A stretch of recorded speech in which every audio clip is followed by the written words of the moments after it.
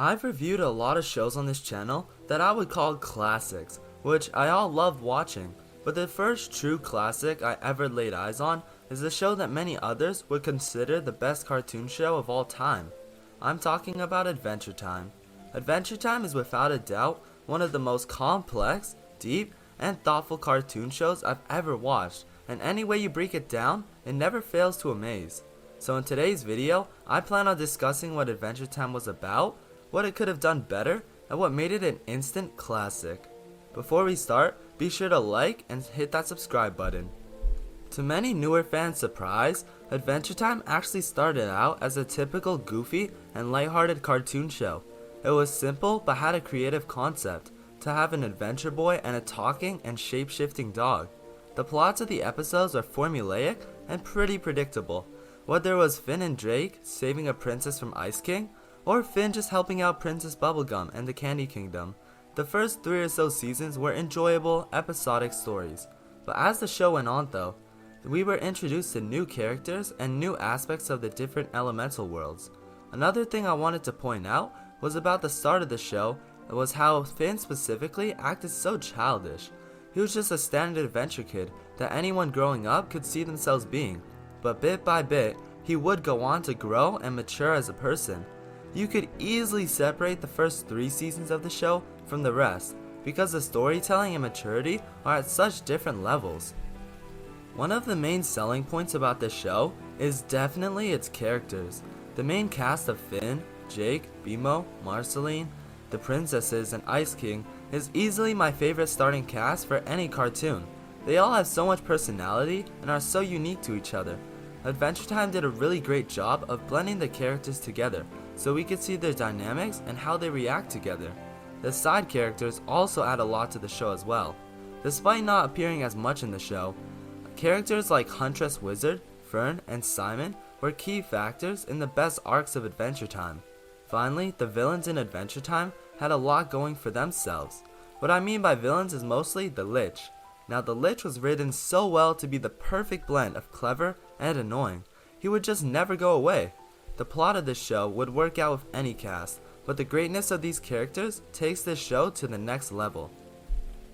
As a kid, one of the things I wasn't such a big fan of for the show were its relationships. There were many. However, after rewatching the show and taking another look at it, I can really respect how this show handled its characters' relationships with each other. There were definitely too many romances to count, but the main ones I observed were Finn and Flame Princess, Finn with Princess Bubblegum, Finn and Huntress Wizard, Simon and Betty, Jake and Lady Rainicorn, and finally, Marceline and Princess Bubblegum.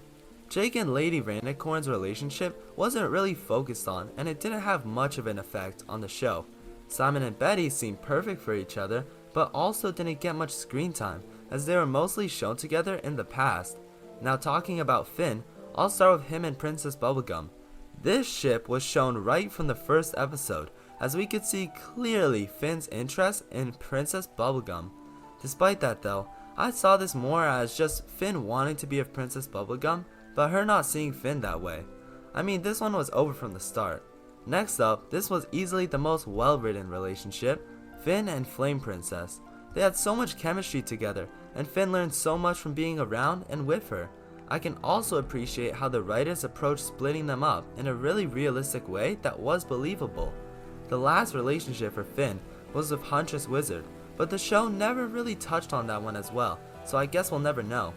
The final relationship I want to mention is Marceline and Princess Bubblegum.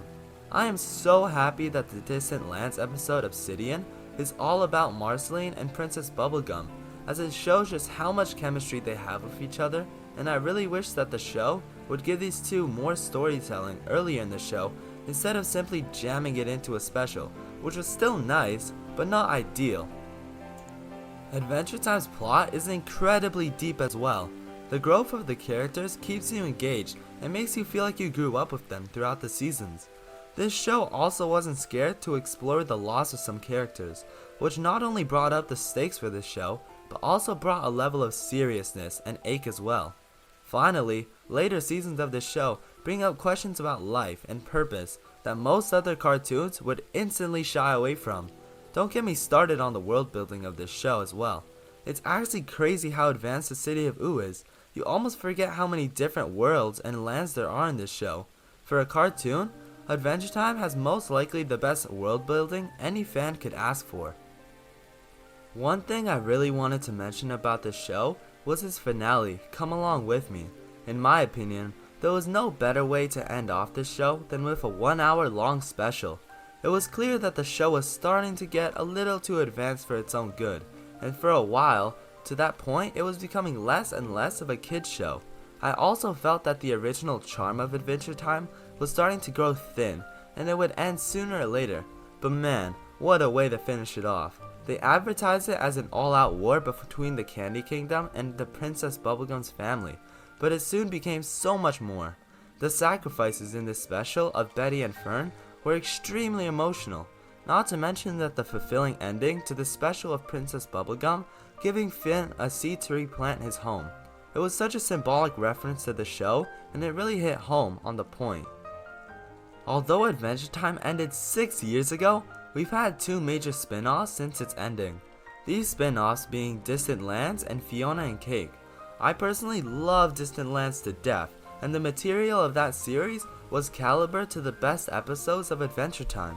BMO and Wizard City were decent and gave us an insight on the characters that wouldn't typically get much of a backstory. But where this series really elevates itself is with Obsidian.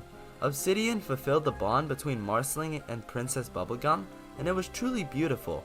And the best episode from this collection was for sure Together Again.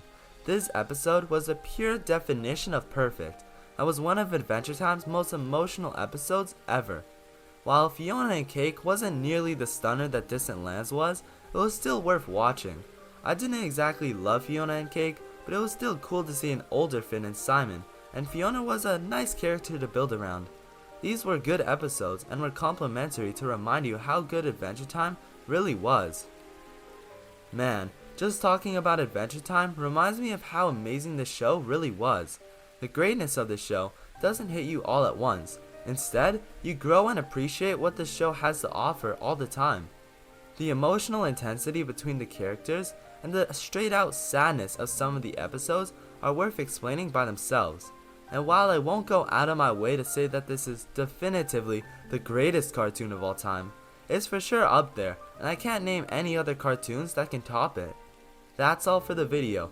Comment your feelings on Adventure Time down below, and suggest any other shows you'd like me to review, and I'll see you guys next time.